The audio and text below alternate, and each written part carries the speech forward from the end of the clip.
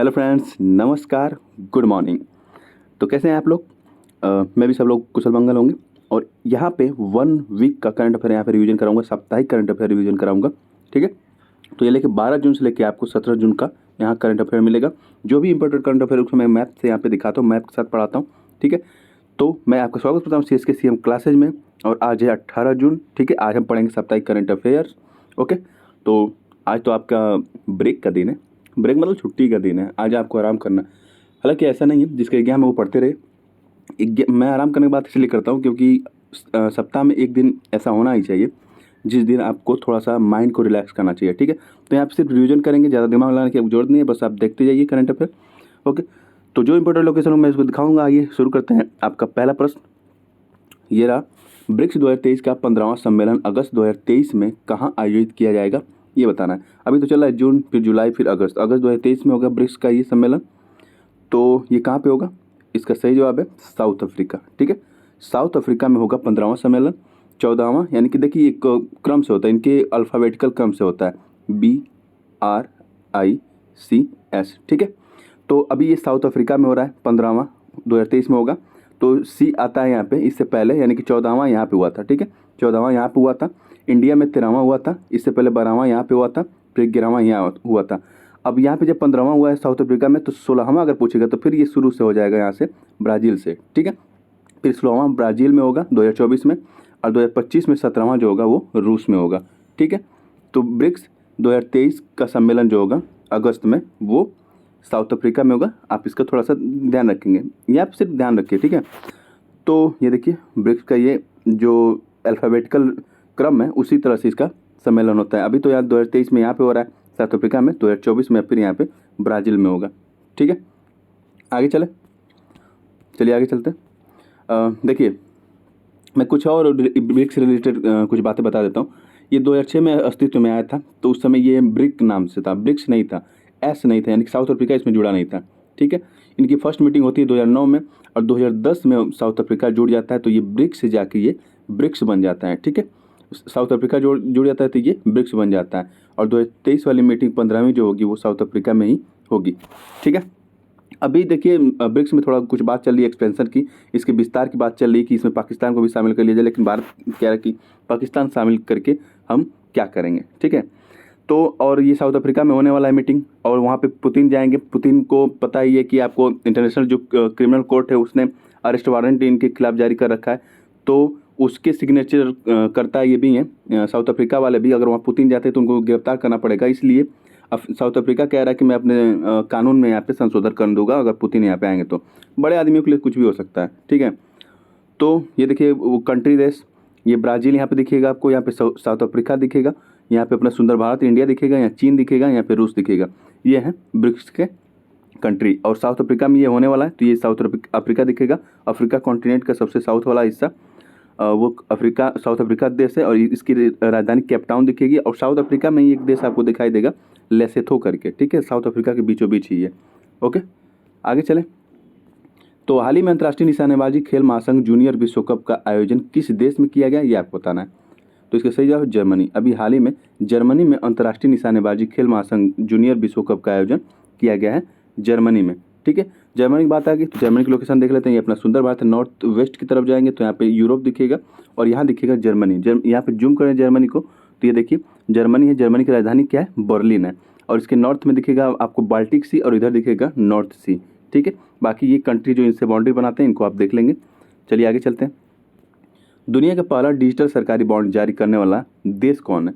दुनिया का पहला डिजिटल सरकारी बॉन्ड है, यानी कि आप ऑनलाइन भी खरीद कर बॉन्ड जो है सरकार का खरीद सकते हैं। और ये सरकारी बॉन्ड होता क्या है? सरकारी बॉन्ड यानी कि जब सरकार को पैसा चाहिए होता है तो वो क्या करती है, अपने बिहाफ पे, यानी कि वो अपने गारंटी के तौर पे लोगों से कहती है कि आप मेरे बॉन्ड या ये कागजात खरीद लीजिए, बाकी मैं भविष्य में आपको इससे रिलेटेड जो भी मनी बनेगा मैं उसको आपको वापस करूंगा। ठीक है, तो सरकार जब ऐसे कहती है तो लोगों को उस पर विश्वास होता है, क्योंकि सरकार धोखा नहीं देगी अन्य चिट फंड कंपनियों की तरफ। ठीक है, तो लोग खरीद लेते हैं। तो ये डिजिटल तरीके से करने जा रही है। ये कौन सी देश की सरकार है ये आपको बताना है। तो ये है इजराइल की सरकार ऐसा करने जा रही है। ठीक है, तो आगे चले, इजराइल का लोकेशन देख लेते हैं। ये अपना सुंदर भारत है, इसके हम वेस्ट की तरफ अगर जाते हैं तो ये पश्चिमी एशिया का भाग है। ठीक है, ये तो एशिया वाला रीजन है पूरा ये। ठीक है, ये एशिया वाला रीजन है पूरा। ये ऑस्ट्रेलिया को निकाल दीजिए इसमें से, तो ये एशिया वाला रीजन है पूरा। और यहाँ पे ये पश्चिमी एशिया, तो यहीं पे दिखाई देगा आपको इजराइल, ठीक है, ये है इजराइल। और इजराइल इजराइल के जो ये देखेंगे पूर्वी साइड तो वेस्ट बैंक है, और इधर पश्चिमी साइड गाजा पट्टी दिखेगा, ठीक है। तो वेस्ट बैंक और गाजा पट्टी को मिला के ये फिलिस्तीन बनता है, फिलिस्तीन, ठीक है।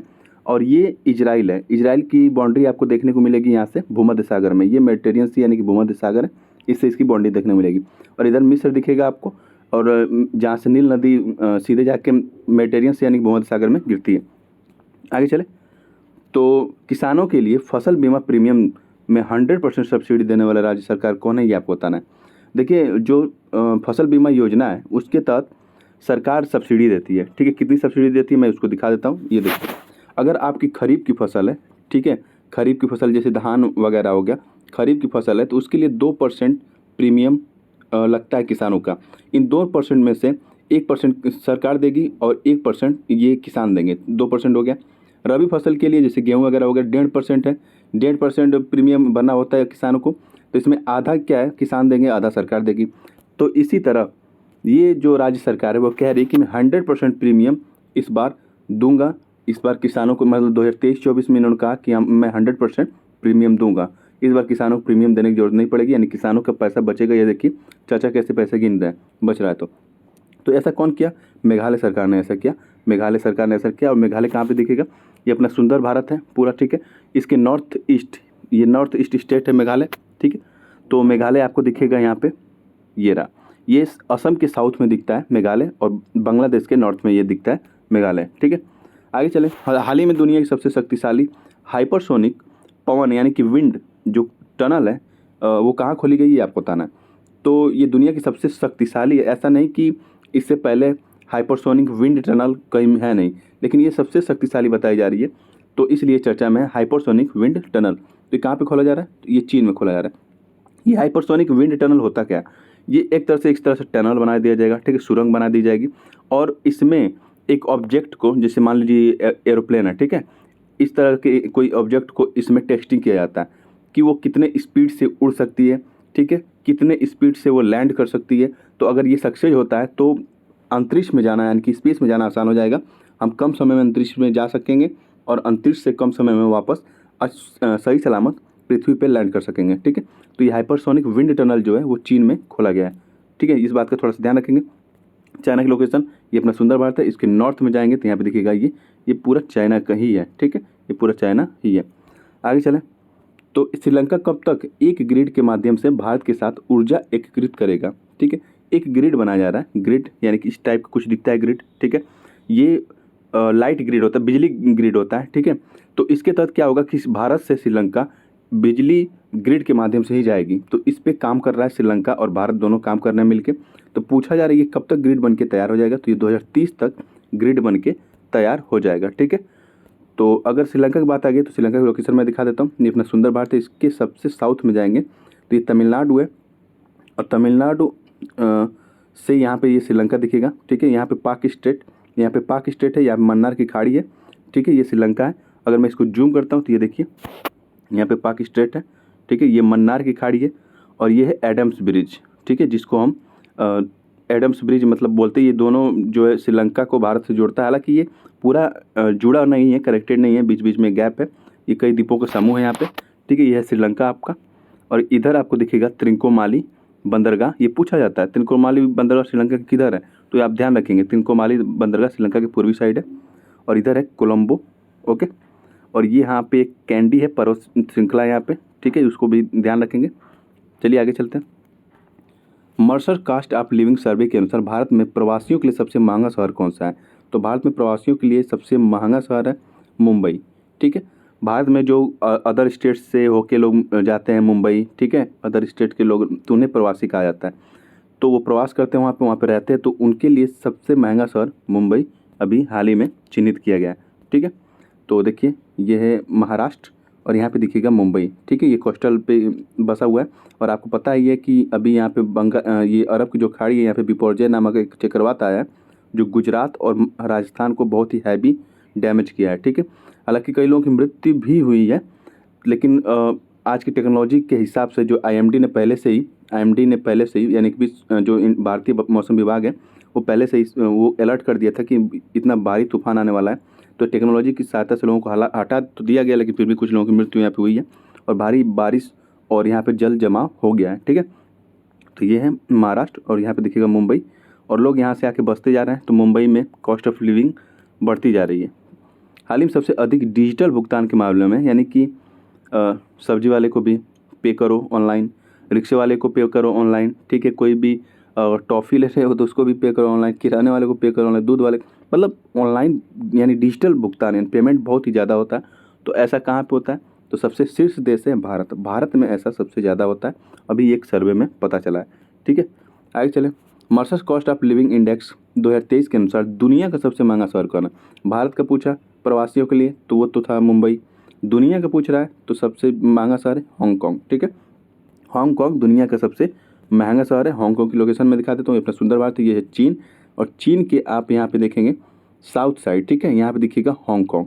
ओके, हांगकांग पे चाइना क्या, ठीक है, ये हांगकांग है। एक तरह से ये कंट्री तो है, लेकिन ये अभी फ्रीली नहीं है, मतलब इसको सभी ये कंट्री के रूप में नामित नहीं करते हैं। ओके, तो हांगकांग ये देखिए हांगकांग है। ठीक है, ये लोकेशन अब दिख रहा है, इसमें एक लांताऊ करके आइलैंड है, एक है हांगकांग आइलैंड। ठीक है, तो ये है चाइना के साउथ में।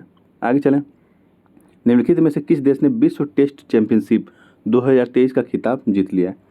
तो अभी फाइनल मैच खेला गया था ऑस्ट्रेलिया और भारत के बीच में, तो इसमें ऑस्ट्रेलिया ने भारत को हरा के विश्व टेस्ट चैंपियनशिप 2023 का खिताब जीत लिया है। ठीक है, ये देखिए, ये जश्न मना रहा है, ऑस्ट्रेलिया प्लेयर है। और ऑस्ट्रेलिया की लोकेशन देखें तो ये है ऑस्ट्रेलिया की लोकेशन। ठीक है, इधर आपको पड़ता है ये हिंद महासागर है और इधर पड़ता है प्रशांत महासागर। ये न्यूजीलैंड की लोकेशन है। ठीक है, ये पपुआ न्यू गिनी की लोकेशन है जहाँ पे अभी फिजिक्स सम्मेलन हुआ था। आगे चलें, तो ये देखिए Papua New Guinea, Australia, coral sea, Pacific ocean, Indian ocean. Okay, next अगला प्रश्न है, महिला हॉकी जूनियर एशिया कप 2023 में भारत ने किस देश को हराकर ये कप जीत लिया है? ठीक है, महिला हॉकी जूनियर एशिया कप, ये तो पहली बात एशिया कप है। ठीक है, तो एशिया जो कंट्री होंगी वही शामिल होंगी ज़्यादातर, लेकिन आजकल कुछ नया ट्रेंड चला है, नाम एशिया कप है तो यूरोप की भी कंट्री देख रहे हो उसमें खेलने को मिलता है, लेकिन यहाँ पे आप ज़्यादातर ध्यान रखेंगे कि एशिया के जो देश होंगे वही खेलेंगे इसमें। ठीक है, तो महिला हॉकी जूनियर, ठीक है, जो ये एज के हिसाब से ये जूनियर सीनियर डिसाइड किया जाता है। ठीक है, तो महिला हॉकी जूनियर एशिया कप 2023 में भारत ने किस देश को हराकर जीता? तो साउथ कोरिया को हरा के भारत ने ये खिताब जीत लिया। ये पहली बार महिलाओं ने इस खिताब को जीता है, तो ये इंपॉर्टेंट है, याद रखेंगे आप, साउथ कोरिया को हरा के जीता है भारत ने। ठीक है, तो अगर पुरुष पूछे कि पुरुष hockey junior Asia cup 2023 Bharat ने किसको हरा के जीता है, तो पाकिस्तान को हरा के जीता है। ठीक है, तो ये भी आप न्यूज़ याद रखेंगे, यानी कि पुरुष जूनियर वाले भी और महिला जूनियर वाले भी दोनों खिताब भारत के पास है। अगर ये साउथ अफ्रीका को भारत ने हरा के जीता है तो ये अपना सुंदर भारत है। इसके नॉर्थ ईस्ट की तरफ जाएंगे तो यहाँ पे दिखेगा साउथ कोरिया, अगर अफ्रीका बोल दिया तो उसके लिए सॉरी, मैं साउथ कोरिया की बात कर रहा हूँ। ठीक है, तो यहाँ देखिए, यहाँ है साउथ कोरिया। ओके, इसकी राजधानी है सियोल, और इसके वेस्ट की तरफ दिखेगा येलो सी, और इधर है ईस्ट सी ऑफ जापान, और इसके साउथ में दिखेगा ईस्ट चाइना सी। ओके, आगे चलें। महिला हॉकी जूनियर एशिया कप 2023, ठीक है, ये तो हो गया, साउथ अफ्रीका को हरा के भारत ने जीता है। और इधर देखिए पाकिस्तान को पुरुष जूनियर हॉकी एशिया कप में भारत ने हराया था। ठीक है, ये भी याद रखेंगे। और जो पुरुष हॉकी विश्व कप हुआ था ओडिशा में 2023 में, उसमें जर्मनी जीता था बेल्जियम को हरा के। ठीक है, और जो महिला हॉकी विश्व कप 2022 में हुआ था तो अर्जेंटीना को हरा के नीदरलैंड उसको जीत लिया था। ठीक है, आगे चले। निम्नलिखित में किस व्यक्ति को 14 जून को, ठीक है, देखिए क्वेश्चन में ही आपको कई सारे आंसर मिल जाएंगे।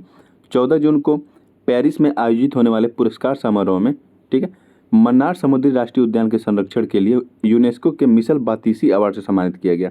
ठीक है, तो इनको मिशेल बातिसी अवार्ड दिया गया है। ये कौन है? जगदीश एस बाकन है, ये है जगदीश एस बाकन, इन्हें मिशेल बातिसी अवार्ड दिया गया है।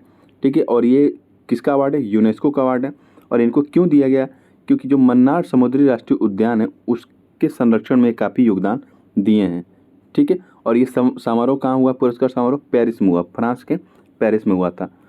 ओके, तो अगर यहाँ पे मैं कुछ अब बताऊँ आपको, तो मिशेल बातिसी जो अवार्ड है यूनेस्को का, वो जो मैप प्रोग्राम चलाया जाता है यूनेस्को द्वारा, यानी कि यूनेस्को एक कार्यक्रम चलाता है जिसके तहत मनुष्य यानी कि आदमी और जो बायोस्फीयर रिजर्व है उनके बीच कैसा संबंध है उसको लेके प्रोग्राम चलाया जाता है। तो बायोस्फीयर रिजर्व यानी कि जैवमंडल रिजर्व की अगर बात किया जाए तो भारत में 18 जैवमंडल रिजर्व है और उनके संरक्षण में जो काम करेगा उनको मिशेल बैटर्जी अवार्ड दिया जाएगा। ठीक है, और जैवमंडल की बात करें तो देखिए जो बायोस्फीयर रिजर्व है उसमें एक होता है कोर जोन, ठीक है, जिसमें कोई भी ह्यूमन एक्टिविटी अलाउ नहीं होती। उसके बाद एक होता है बफर जोन होता है। ठीक है, ये बफर जोन जो होता है वो ट्रांजिशन जोन और कोर जोन के बीच में होता है। ठीक है, बफर जोन में थोड़ा सा घूमने फिरने की आज़ादी रहती है, आप पशुओं को चरा सकते हैं वहाँ पे।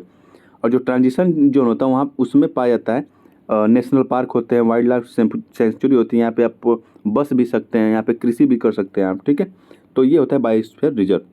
अगर यूनेस्को की बात करें इसका फुल फॉर्म होता है United Nation Educational Scientific and Cultural Organisation, और यूनेस्को को हेडक्वार्टर आपको पेरिस फ्रांस में मिलेगा और इसकी स्थापना 1945 में हुई थी। आगे चलते हैं, तो ये कुछ बायोस्फीयर रिजर्व है भारत के। यहाँ पे आपको दिखेगा गल्फ ऑफ मन्नार रिजर्व जिसके लिए इनको अवार्ड दिया गया है बाकन को। ठीक है, बाकी ये लिस्ट है, आप चेक कर सकते हैं। आगे चलें, निम्नलिखित में से किस व्यक्ति को 14 जून को, ये तो हो गया मैंने बता दिया। इसमें एक ऑप्शन था पूर्णिमा देवी करके, तो उनको क्या मिला था यूएनईपी यानी कि यूनाइटेड नेशन एनवायरनमेंट प्रोग्राम जो है उसके तहत आर्द्रभूमि पक्षी संरक्षण के लिए इन्हें चैंपियन ऑफ द अर्थ का सम्मान दिया गया था।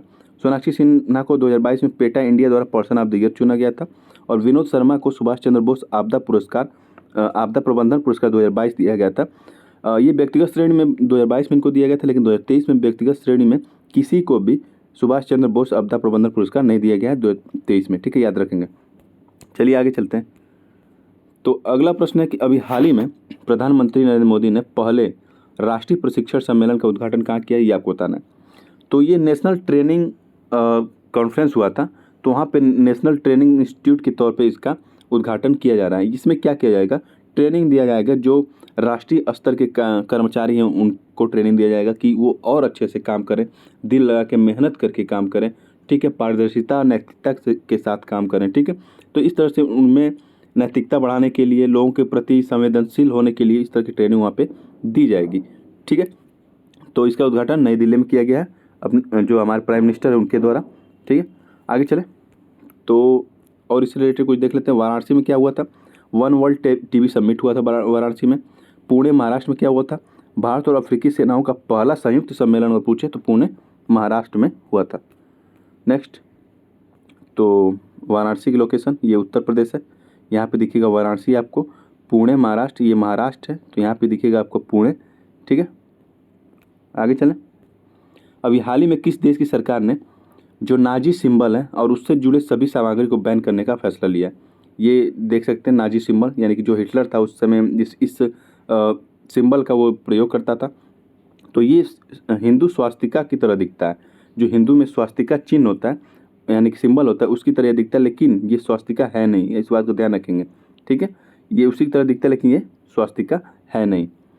तो अभी हाल ही में किस देश की सरकार ने नाजी सिंबल उससे जुड़े सभी सामग्री को बैन करने का फैसला किया, तो इसका सही जवाब है ऑस्ट्रेलिया। ऑस्ट्रेलिया गवर्नमेंट ने ऐसा फैसला लिया है कि नाजी से जुड़े जितने भी सिंबल होंगे उनको हम बैन कर देंगे, क्योंकि वहाँ पे बहुत ही ज़्यादा जो दक्षिणपंथी को मानने वाले लोग हैं वो बहुत ही नाजी सिंबल का प्रयोग कर रहे हैं, जैसे ये हाथ उठा के ऐसे सम्मान देना। ठीक है, तो इस तरह से लोग वहाँ पे सिंबल का प्रयोग कर रहे हैं। तो जो ऑस्ट्रेलिया सरकार है चिंतित है कि कहीं यहाँ पे राइट्स ना हो जाए, दंगा वगैरह ना हो जाए। ठीक है, इसलिए वो बैन कर रहे हैं इस सिंबल को।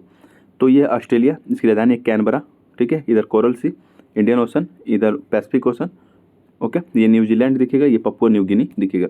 आगे चलें, तो जो ऑप्शन में अमेरिका न्यूयॉर्क में संयुक्त राष्ट्र जल सम्मेलन होने वाला है 2023 में, और कतर LDC यानी कि जो लिस्ट डेवलपमेंट कंट्रीज हैं उन 5वां संयुक्त राष्ट्र सम्मेलन दोहा कतर में हुआ।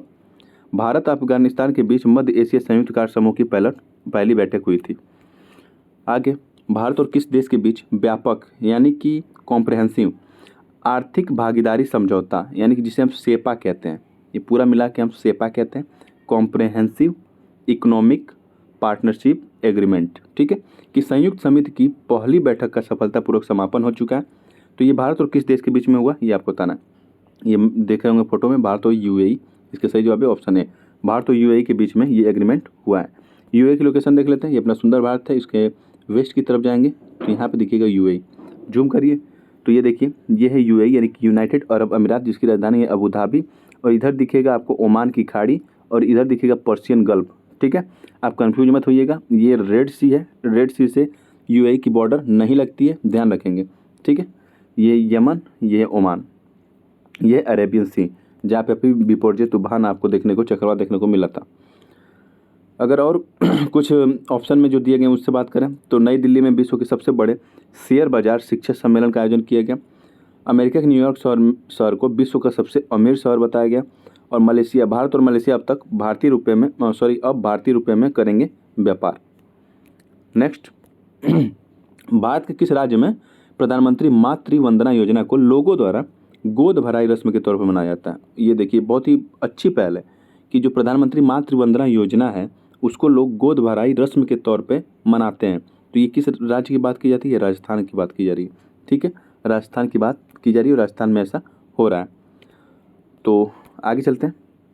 ये देखिए, प्रधानमंत्री ने भी इस पहल की सराहना की है कि बहुत ही अच्छा काम आप लोग कर रहे हैं। प्रधानमंत्री मातृ वंदना योजना जो है, इसके तहत क्या किया जाता है? 5,000 दिया जाता है गर्भवती महिलाओं को। ठीक है, वो अपने सेहत पे ध्यान दें। जब वो अपने सेहत पे ध्यान देंगी तो उनकी सेहत की वजह से बच्चे की सेहत सही रहेगी। और जब बच्चे की सेहत रहेगी यानी कि तो बच्चे में कुपोषण नहीं होगा। ठीक है, और जब बच्चे में कुपोषण नहीं होगा तो वो भारत के विकास में एक अहम योगदान दे पाएगा। ठीक है, तो काफ़ी लंबा लिंक होता है ये। तो आगे चलते हैं। एक्वेरियन जो संयुक्त सैन्य अभ्यास अभी हाल ही में चौबटिया उत्तराखंड में शुरू हुआ है। ये सैन्य अभ्यास भारत और किस देश के बीच हुआ है ये आपको बताना है।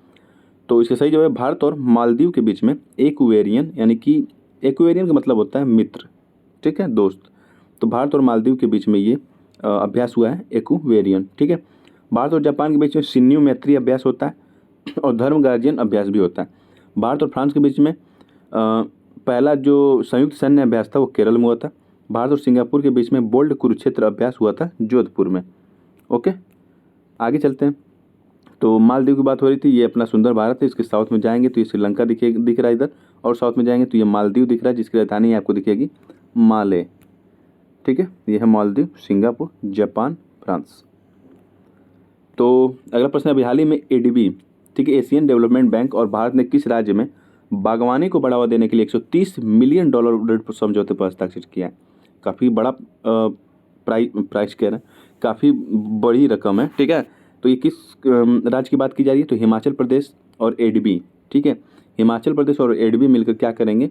ये समझौता ये किए हैं और एडीबी इनको पैसा देगा कि भाई बागवानी लगाओ। ठीक है, बागवानी लगाओ और लोगों को अच्छी अच्छी चीज़ें खिलाओ। ठीक है, और एशियन डेवलपमेंट बैंक की बात करें तो इसकी स्थापना 1966 में की गई थी। हेडक्वार्टर आपको मिलेगा इसका फिलीपींस में। चलिए आगे चलते हैं। और खबरों में रहा 2023 FW13 क्या है? तो क्या ये एक इसरो की सैटेलाइट है? नहीं। एक नया एप्लीकेशन है? नहीं। एक प्रतियोगिता है? नहीं। पृथ्वी का अर्ध चंद्रमा है, जिसे हम क्वासी मून भी कहते हैं। पृथ्वी का अर्ध चंद्रमा यानी कि क्वासी मून कहते हैं। और चंद्रमा के कॉन्सेप्ट को समझें तब अर्ध चंद्रमा आपको समझ में आ जाएगा। चंद्रमा उसे कहते हैं जो जैसे कि पृथ्वी है, माना जाता है कि पृथ्वी के एक अंश टूट के, जब पृथ्वी का फॉर्मेशन हो रहा था उसी समय एक पृथ्वी का टुकड़ा टूट के पृथ्वी का चक्कर लगाने लगा। ठीक है, पृथ्वी के साथ ये सूर्य का चक्कर लगाने लगा। ठीक है, तो वो उसको चंद्रमा कहते हैं और पृथ्वी का वो चंद्रमा हो गया, क्योंकि चंद्रमा पे जो है पृथ्वी जैसी ही संरचनाएं वहाँ पे पाई जाती हैं। उसके जो मिनरल्स हैं वहाँ पे जो मिट्टी है उसमें पृथ्वी जैसी संरचना पाई जाती है, तो इसलिए इसको पृथ्वी का चंद्रमा कहते हैं और ये पृथ्वी के साथ सूर्य का चक्कर लगाता है। तो वैसे ही ये है 2023 FW13, ये भी पृथ्वी के साथ सूर्य का चक्कर लगा रहा है कई 100 वर्षों से, और माना जा रहा है कि आने वाले 1500 वर्षों तक भी ये पृथ्वी का चक्कर लगाता रहेगा। उसके बाद क्या होगा? ये सूर्य में विलीन हो जाएगा। ठीक है, तो ये ऐसे एस्टेरॉयड या कहाँ से आते हैं? तो ये आते हैं जो बृहस्पति और जो मंगल है यानी कि मार्स और जुपिटर की बात करें तो इनके बीच में एक एस्टेरॉयड बेल्ट पाई जाती है, यानी क्षुद्र ग्रहों की बेल्ट पाई जाती है। ये चक्कर लगाते लगाते क्या करते हैं? अपने सर्किल से बाहर आ जाते हैं और ये पृथ्वी के सर्किल में आके शामिल हो जाते हैं। ठीक है, कभी कभी ये इतने छोटे होते हैं कि पृथ्वी के सर्किल में आने के बाद ये पृथ्वी के गुरुत्वाकर्षण बल से खिंच जाते हैं और ये पृथ्वी पे गिरने लगते हैं, जिसे हम लोग कहते हैं कि तारा टूट के गिर रहा है। ठीक है, तो इस तरह की कंडीशन बनी रहती है। तो ये तो है सूर्य, उसके बाद दिखेगा आपको ये बुध यहाँ पे दिखेगा, ठीक है। और उसके बाद यहाँ पे शुक्र दिखेगा, यहाँ पृथ्वी दिखेगी, यहाँ मंगल दिखेगा, ये एस्टेरॉयड बेल्ट है, ये है बृहस्पति। तो आगे चलते हैं। ये देखिए 1500 वर्षों तक आने वाले अभी तक ये उसका चक्कर लगाएगा। और आगे चलें, एक डार्ट मिशन है, डार्ट मिशन भी ऐसे ही है।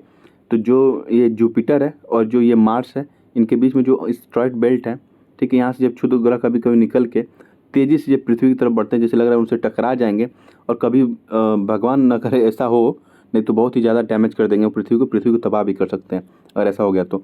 अगर इस तरह से कोई भी एस्टेरॉयड दोनों तरफ से अगर आ रहे हैं पृथ्वी की तरफ, ठीक है, दोनों तरफ से मान लें पृथ्वी की तरफ आ रहे हैं, तो उसके लिए नासा द्वारा डार्ट मिशन चलाया गया है। जब ये इस पृथ्वी की तरफ आएंगे तो इनको रीडायरेक्ट करने के लिए, ठीक है, इनकी डायरेक्शन चेंज करने के लिए मिशन चलाया गया है डार्ट मिशन। तो इसका फुल फॉर्म ही होता है डबल एस्टेरॉयड। अगर दोनों तरफ से एस्टेरॉयड आ रहे हैं तो उनको रीडायरेक्ट कर दिया जाए, ठीक है। तो आगे चलें, मैं फेमिना मिस इंडिया 2023 के संदर्भ में निम्नलिखित कथनों की पहचान कर सत्य कथन बताना है आपको। तो फेमिना मिस इंडिया आपने सुना ही होगा। तो फेमिना मिस इंडिया राजस्थान की नंदिनी गुप्ता इस बार बनी है, सही है।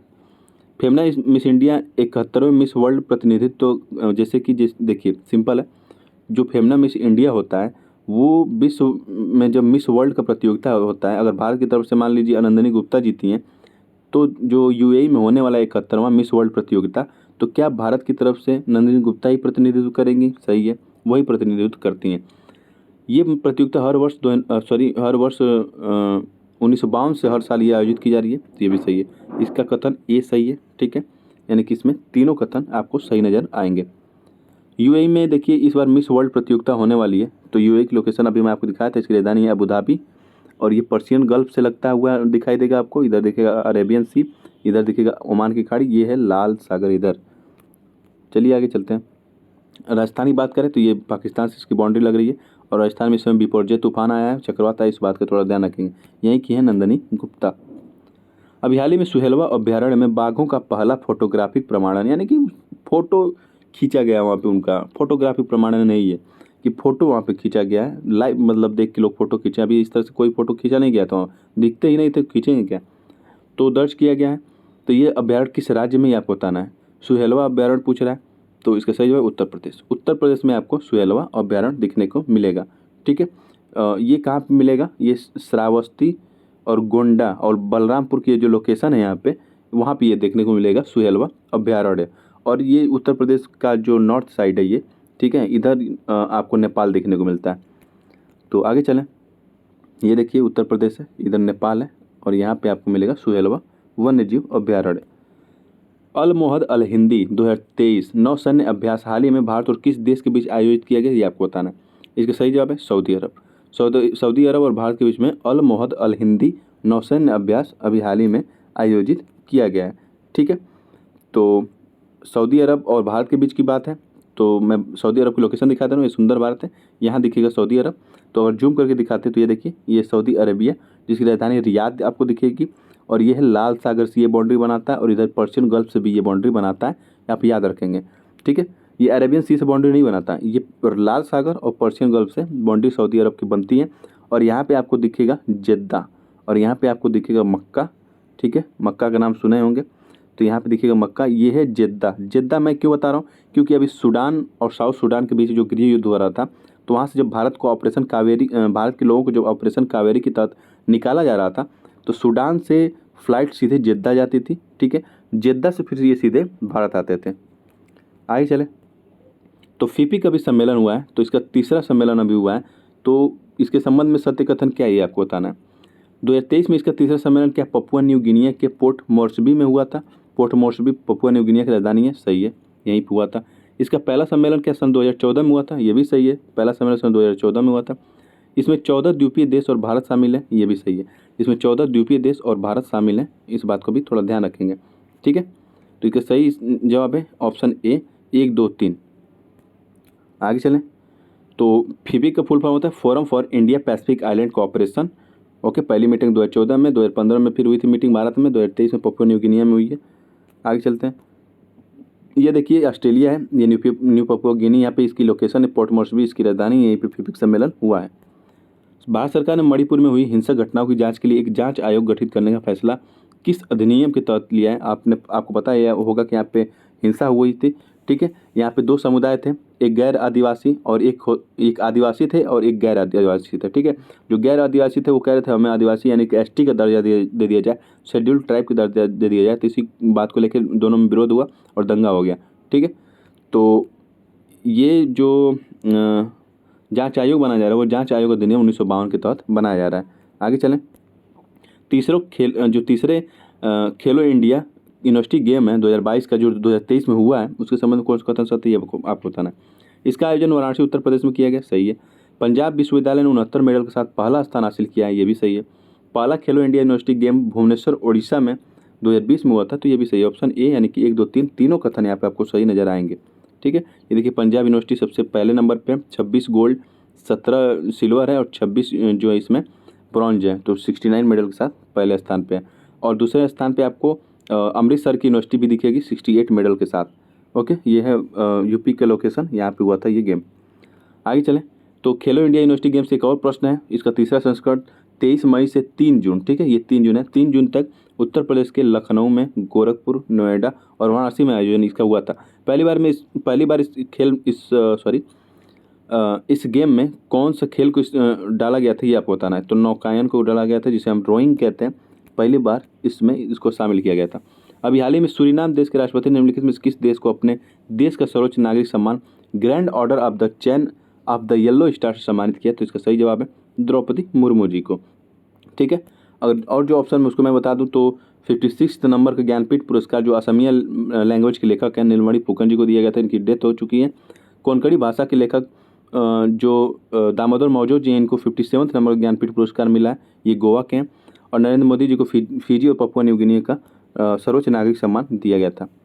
तो ये है सूरीनाम, ये साउथ अमेरिका कॉन्टिनेंट है, यहाँ पे दिखिएगा आपको सूरीनाम, ठीक है, जिसकी राजधानी है पैरामैरिबो। ओके, आगे चलें। अगला प्रश्न है कि संयुक्त राष्ट्र जलवायु परिवर्तन पर होने वाला 28वां सम्मेलन यानी कि COP28 यानी कॉन्फ्रेंस ऑन पार्टीज 28 निम्नलिखित में से किस देश में होगा, ये आपको बताना है। तो इसका सही जवाब है संयुक्त अरब अमीरात में COP28 होने वाला है, इस बात का ध्यान रखेंगे, ठीक है। COP28 संयुक्त अरब अमीरात, बार बार इसकी लोकेशन मैं आपको दिखाया हूँ। तो आइए आगे चलते हैं।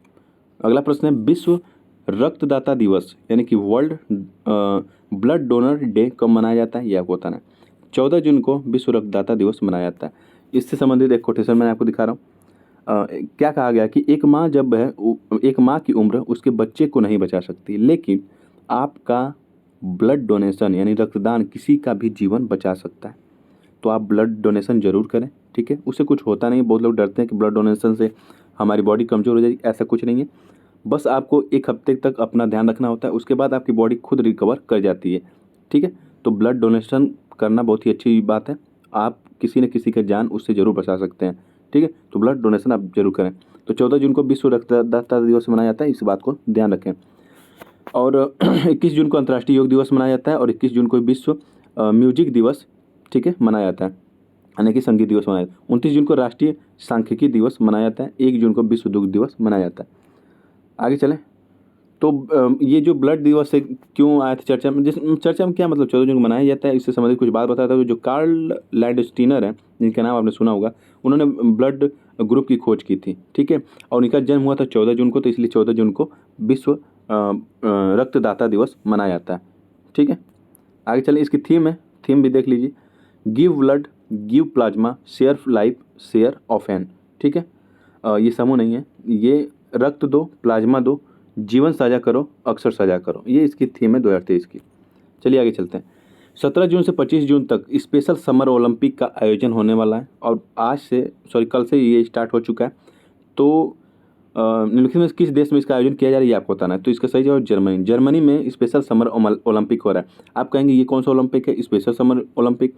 तो स्पेशल लग गया है, यानी कि ये दिव्यांगों से संबंधित है। तो आप कहेंगे दिव्यांगों से तो पैरालंपिक संबंधित है, हाँ पैरालंपिक तो दिव्यांगों से संबंधित, लेकिन ये जो दिव्यांग हैं वो इंटेलेक्चुअल दिव्यांग होते हैं। इंटेलेक्चुअल यानी बौद्धिक रूप से जो कमजोर होते हैं उनके लिए ये ओलंपिक आयोजन किया जाता है और इसका आयोजन हो रहा है जर्मनी में, ठीक है। तो जर्मनी की लोकेशन ये, इसकी राजधानी है बर्लिन, इधर बाल्टिक सी इधर नॉर्थ सी, मैं आपको बता चुका हूँ पहले, आप देख लीजिए। हाल ही में चर्चा में रहा शब्द डार्क पैटर्न क्या है, ठीक है। तो मैं इसका सही जवाब देता हूँ, डार्क पैटर्न, ऑप्शन डी इसका सही जवाब है। डार्क पैटर्न विज्ञापन के माध्यम से जब कंज्यूमर यानी उपभोक्ताओं को गुमराह किया जाता है, उसी प्रक्रिया को डार्क पैटर्न कहा जाता है। ठीक है, तो उसी को डार्क पैटर्न कहा जाता है। आगे चलें। तो जैसे डार्क पैटर्न समझ लीजिए, जैसे कि आप मान लीजिए कोई वेबसाइट खोल रहे हैं, ठीक है।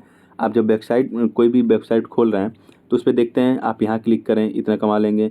आप देखेंगे कि कोई भी प्रोडक्ट 200 का है, तो जब आप ऑर्डर कर दें तो वो 250 का दिखाने लगता है। तो इस तरह से जालसाजी में फंसाया जाता है कंज्यूमर को, उसी को डार्क पैटर्न कहा जाता है।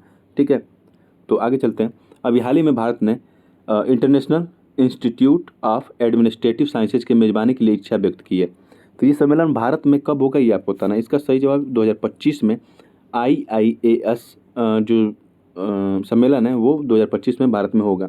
इसमें ये कहा जाएगा जो एडमिनिस्ट्रेटिव से संबंधित जो गणित होती है, कहने का मतलब जो तरीका होता है कैसे प्रशासन किया जाए, कैसे अच्छी अच्छी स्कीम लाई जाए, उसको इम्प्लीमेंटेशन उसका सही से किया जाए, तो ये सब इसमें सिखाया जाता है और लोग अपने अपने जो एक्सपीरियंस है वो शेयर करते हैं। तो ये सम्मेलन होगा 2025 में। आगे चलें। तो NTPC ने फोर्ब्स की जो अभी एक लिस्ट जारी की गई है फोर्ब्स द्वारा, द ग्लोबल 2000 कंपनीज की लिस्ट, तो उसमें 52 स्थान का सुधार करके NTPC कौन से रैंक पे आ गई है, 433 रैंक पे आ गई है। इस बात का थोड़ा सा ध्यान रखेंगे। अभी हाल ही में पहला खेलो इंडिया जनजातीय खेल महोत्सव कहाँ संपन्न हुआ है, तो इसका सही जवाब भुवनेश्वर ओडिशा में ये अभी जनजातीय खेल महोत्सव संपन्न हुआ है। और ये है भुवनेश्वर की लोकेशन यहाँ पे दिखेगी आपको। ठीक है, और यह है उड़ीसा में अभी रेल हादसा हुआ था बालासोर में, इस बात का थोड़ा सा ध्यान रखेंगे।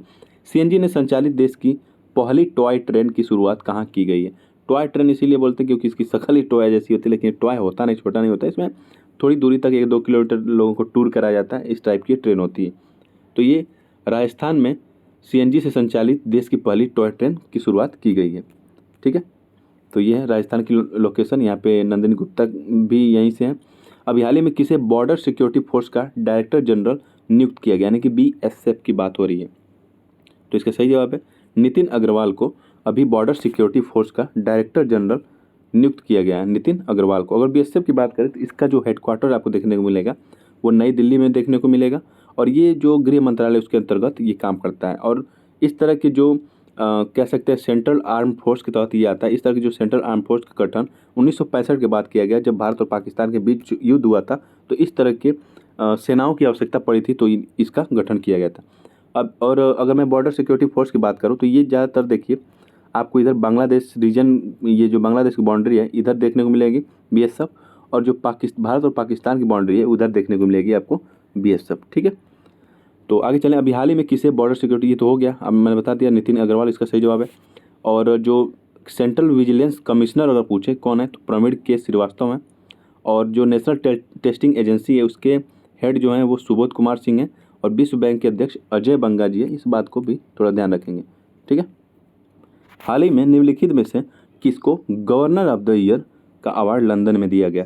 लंदन में ये समारोह हुआ, लोग सभी विश्व के महत्वपूर्ण गवर्नरों को वहाँ पे बुलाया गया, कई देश के गवर्नर आए, लेकिन ये अवार्ड जीता भारत के गवर्नर ने, और उनका नाम क्या है, शक्तिकांत दास। ठीक है, शक्तिकांत दास ये 25 नंबर के गवर्नर है, भारत के RBI के गवर्नर हैं।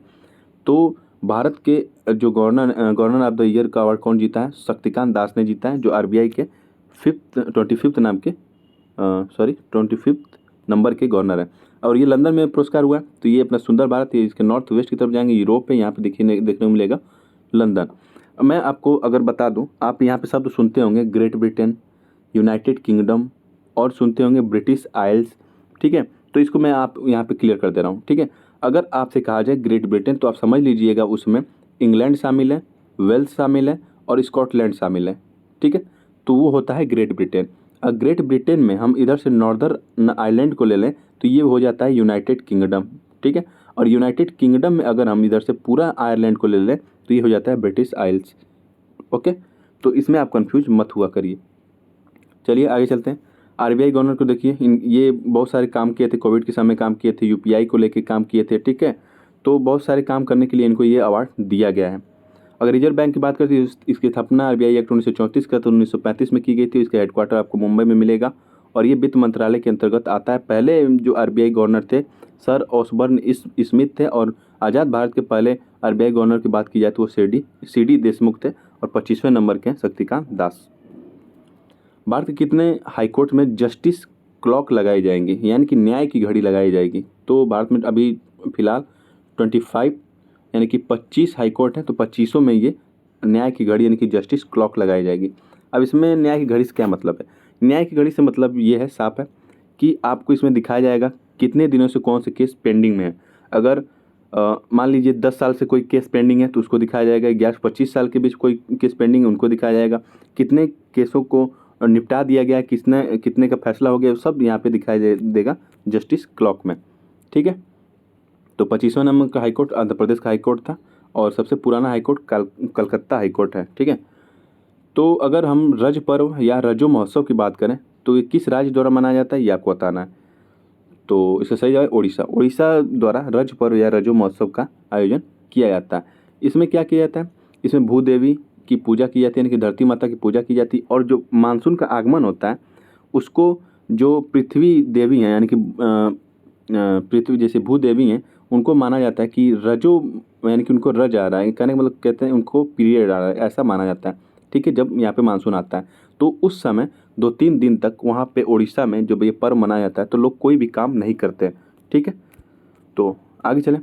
राजा पर्व नहीं, सॉरी राजा नहीं, ये रज पर्व ही है। ठीक है, वो तो बता दिया।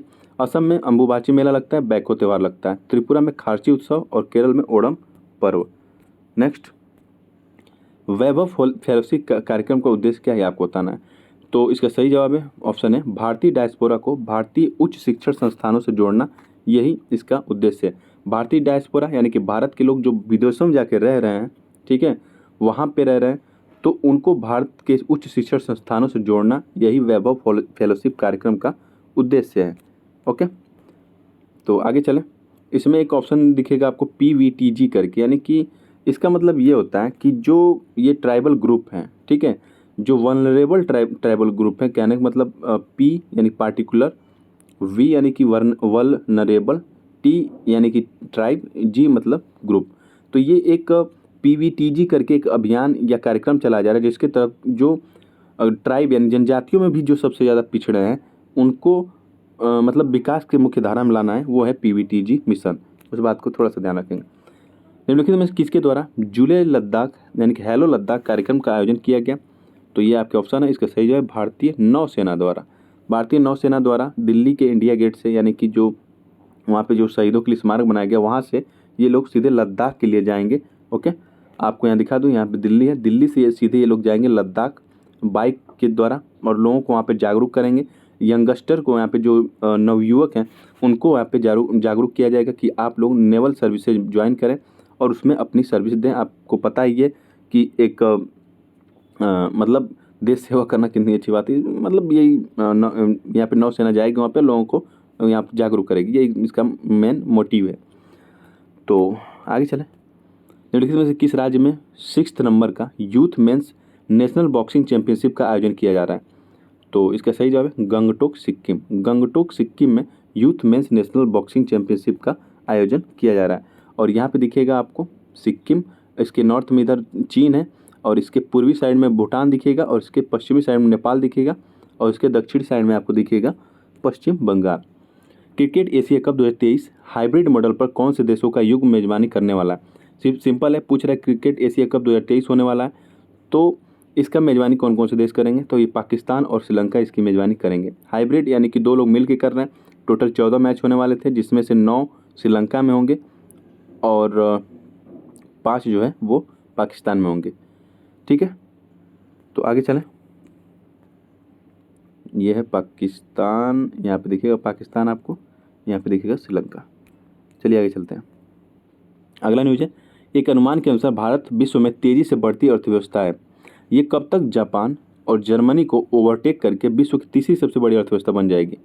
तो ये अनुमान लगाया गया कि 2028 तक। इंडिया अभी 5वें नंबर पे है। ये क्या करेगा? जर्मनी को टैकल करेगा, जापान को टैकल करके ये तीसरे स्थान पे आ जाएगा 2028 तक। ठीक है, आगे चलें। तो अगला प्रश्न है, हिंद महासागर के और अरब सागर में, यहाँ पे देखिए प्रश्न में ही कई सारे उत्तर आपको मिल जाएंगे। तो अरब सागर हिंद महासागर में पड़ता है। तो वहाँ पे बिपोरजॉय नामक एक चक्रवात आया है, यानी साइक्लोन आया है। तो वहाँ पे लैंडफॉल से, बिपोरजॉय चक्रवात के लैंडफॉल से गुजरात और राजस्थान में भारी तबाही देखने को मिली है। वहाँ पे काफ़ी ज़्यादा पानी लग गया है, बहुत ही बारिश हुई है, बहुत ही लोगों के घर उजड़ गए हैं, ठीक है। क्योंकि इतने तेज़ से 120 से 130 किलोमीटर प्रति घंटा की स्पीड से हवा चलती है। सोच लीजिए वो क्या करती होगी, कितनी तबाही लाई होगी। तो इस चक्रवात का नामकरण किस देश ने किया था, ये आपको बताना है। बिपोरजॉय का नामकरण कौन सा देश किया था, बांग्लादेश, ठीक है। बांग्लादेश ने बिपोरजॉय नाम दिया था, जिसका शाब्दिक अर्थ होता है आपदा, ठीक है। बिपोरजॉय का शाब्दिक अर्थ होता है डिजास्टर, यानी कि आपदा। और ये देखिए, ये अरब की खाड़ी है, यहाँ से बिपोरजॉय आगे बढ़ता हुआ गया, ओके। और ये जो गुजरात है, गुजरात के नॉर्थ वाले हिस्से को हिट किया और वहाँ से हिट करके ये सीधे राजस्थान में प्रवेश कर गया, ठीक है। नॉर्थ हिट करते हुए सीधे राजस्थान में प्रवेश कर गया। आगे चलें तो कुछ और जो चक्रवात आए थे, जैसे बम हरिकेन आया था। बम हरिकेन यानी चक्रवात कह सकते हैं, उधर हरिकेन कहते हैं इसको। तो ये आया था कनाडा और साउथ अमेरिका के, अमेरिका और कनाडा के पास आया था। बोनी आया था मैक्सिको के पास। जूलिया आया था जो मध्य अमेरिका रीजन है वहाँ पे आया था। सीतरंग आया था बंगाल की खाड़ी में। असनी आया था बंगाल की खाड़ी में। मैंडूस भी आया था बंगाल की खाड़ी में। और नालगे पेंग जो है, ये जो फिलीपींस वाला इलाका इधर है, वहाँ पे आया था। अभी हाल ही में कब विश्व पवन दिवस, पवन यानी कि वर्ल्ड विंड डे की बात की जा रही है, विंड दिवस कब मनाया गया था, तो इसका सही जवाब है 15 जून को अभी वर्ल्ड विंड डे मनाया गया है, ओके। तो आगे चलें। अभी हाल ही में कन्या शिक्षा प्रवेश उत्सव अभियान का उद्देश्य क्या है, ये आपको बताना है। चर्चा में था कन्या शिक्षा प्रवेश उत्सव, इसका उद्देश्य क्या है ये बताना है। तो इसका सही उद्देश्य है कि 11 से 14 वर्ष की जो बच्चियां हैं उनको पुनः शिक्षा की मुख्य धारा में जोड़ दिया जाए। अगर ये किसी कारणवश अगर वो पढ़ाई छोड़ दी थी तो उनको फिर से पढ़ाई करवाया जाए, उनका एडमिशन कराया जाए, उनको शिक्षा की मुख्य धारा में जोड़ा जाए। तो अगला प्रश्न है, संयुक्त राष्ट्र के मुख्यालय न्यूयॉर्क में, यानी कि अगर आपसे पूछे संयुक्त राष्ट्र का मुख्यालय, यूनाइटेड नेशन का मुख्यालय कहाँ है, न्यूयॉर्क में। वहाँ पे 9वां अंतर्राष्ट्रीय योग दिवस मनाया जाएगा 21 जून को, ठीक है। तो इस समारोह में भारत की तरफ से कौन शामिल हो रहा है, ये आपसे पूछ रहा है। तो इसका सही जवाब है नरेंद्र मोदी जी जाएंगे वहाँ पे, ओके। अमेरिका जाने वाले हैं नरेंद्र मोदी जी जल्दी ही। तो ये है न्यूयॉर्क और ये है अमेरिका। और अभी आपको पता है कनाडा के इस हिस्से में, ये जंगल वाला जो हिस्सा है, यहाँ पे आग लगी थी, जिसके कारण न्यूयॉर्क में काफ़ी ज़्यादा प्रदूषण, एयर पोल्यूशन बढ़ गया था, ठीक है। और यहाँ से ये अटलांटिक ओशन पार करते हुए, यानी कि हवा इधर चल रही थी, यूरोप तक ये धुआं पहुँच गया था इसकी आग का। फीफा के महासचिव पद पर नियुक्त होने वाली पहली महिला कौन है, ये अब रिटायर्ड होने वाली हैं। अभी इनकी नियुक्ति नहीं, बहुत पहले नियुक्ति हो चुकी थी, लेकिन अब ये रिटायर्ड होने वाली हैं जल्दी ही। तो इसका सही जवाब है फातिमा समौरा। और फीफा फुल फॉर्म होता है federation international D football association. ये फ्रांसीसी फ्रेंच वर्ड है, ठीक है। तो थोड़ा अजीब लग रहा होगा आपको। तो आगे चलें। तो ये जो समौरा जी हैं वो अफ्रीका जो कॉन्टिनेंट है उसके एक कंट्री यानी कि सेनेगल, यहाँ पे दिखिएगा, उससे संबंध रखते हैं। सेनेगल की राजधानी है डकार। आगे चलते हैं। अगर फीफा का हेडक्वार्टर पूछे तो आपको मिलेगा ज्यूरिख स्विट्जरलैंड में, ओके। और इसके जो अगर अध्यक्ष पूछेगा तो गियानी इन्फेंटिनो है। और जो समौरा जी थी वो महासचिव थी। अभी हाल ही में नासा के कैसनी सैटेलाइट द्वारा किस ग्रह के बर्फीले चंद्रमा पर फास्फोरस नामक महत्वपूर्ण तत्व की खोज की गई है, तो इसका सही जवाब है शनि। ये सैटर्न की बात की जा रही है। और जो कैसनी सैटेलाइट था नासा द्वारा छोड़ा गया था, वो शनि ग्रह के चक्कर लगाने के लिए, उसकी स्थिति का पता लगाने के लिए वहाँ पे क्या घटनाएं हो रही क्या नहीं, उनका जो ये छल्लेनुमा संरचना है उसके बारे में पता लगाने के लिए कैसनी को भेजा गया था। और इसने खोजा वहाँ पे क्या, फास्फोरस नामक एक तत्व की खोज की गई है अभी शनि ग्रह पे। इस बात का थोड़ा ध्यान रखेंगे। और शनि ग्रह की लोकेशन कहाँ है मैं दिखा देता हूँ। ये है सूर्य, आपका सबसे सूर्य के करीब दिखेगा बुध, उसके बाद शुक्र यानी कि वेनस जिसे बोलते हैं, फिर अपना पृथ्वी है, उसके बाद मंगल है, फिर बृहस्पति है, और यहाँ पे दिखेगा आपको शनि ग्रह, ठीक है। फिर अरुण है, फिर वरुण है। आगे चलें। तो नेक्स्ट है, भारत के सबसे बड़े प्राकृतिक मेहराब की खोज की गई है, वो किस राज्य में की गई ये आपको बताना है। ये है मेहराब, जिसे हम इंग्लिश में आर्क भी बोलते हैं, ठीक है। ये देखिए इस तरह की जो संरचना है वो तो मैन मेड यानी कि आर्टिफिशियल जो है वो तो बहुत बन जाएंगी, मैन मेड बहुत बन जाएगी, मानव द्वारा बनाई जा सकती है, लेकिन ये प्रकृति द्वारा बनाई जाती है, इसलिए ये इम्पोर्टेंट होता है, ठीक है। तो इसका सही जवाब है उड़ीसा में ये भारत के सबसे बड़े प्राकृतिक मेहराब की खोज की गई है। आगे चलें। अभी हाल ही में एडिबल ऑयल यानी खाद्य तेल की बात की जा रही है, जैसे कि मान लीजिए सोयाबीन का तेल है या फिर सूरजमुखी यानी सनफ्लावर का तेल है। तो इस तरह के जो एडिबल ऑयल हैं उसके जो इम्पोर्ट शुल्क है, आयात शुल्क में अभी कमी कर दी गई है, यानी कि जो व्यापारी हैं वो अगर मंगाएंगे उसको तो अब उनको कम दाम पे करना पड़ेगा। तो पूछ रहा है कि कितने प्रतिशत की कमी की गई है, तो 5% की एडिबल ऑयल के इम्पोर्ट ड्यूटी में कमी की गई है। पहले ये था 17.5%, अब 5% जब इसमें से निकाल दिया गया तो अब इसका रेट हो गया 12.5%। ठीक है, तो आगे चलें।